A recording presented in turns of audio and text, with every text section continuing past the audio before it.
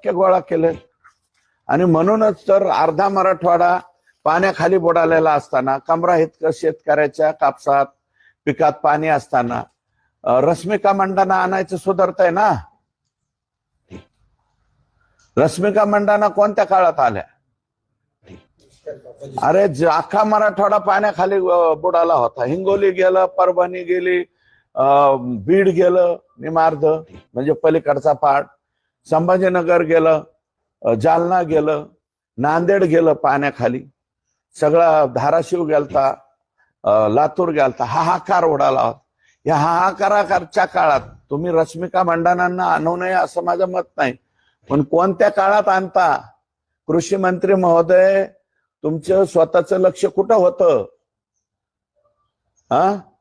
सगळेजण सगळीकडून दाखवत होते ना मीडियावरती, सगळा मराठवाडा पाण्याखाली गेलाय, सगळ्याचं वाटोळ झालंय, अमकं झालंय, चमकं झालं. त्या काळात तुम्हाला रश्मिका मंडानाचा कार्यक्रम आठवतो म्हणल्यावर मग सांगायचं काय? तुमचं नेमकं चाललंय काय, असा एकंदरीत प्रश्न त्या ठिकाणी निर्माण होतो. जसं आपण बीडचं जे पालकमंत्री पद आहे ते भाड्याने देण्यात आलं होतं, तसं शेवटचं जे पान वाचलंय याच्यावरून तुम्ही समजायचं की यांचं कृषी मंत्रीपद सुद्धा भाड्याने आकांकडेच दिलेलं होतं.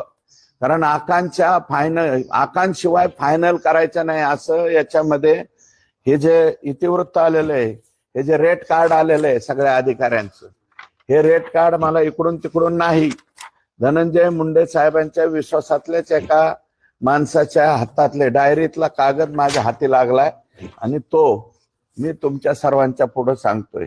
हे लिहिलंय कोणी त्यांचे, आणि याची सुद्धा PDF देतो मी तुमच्याकडे. ही टाका.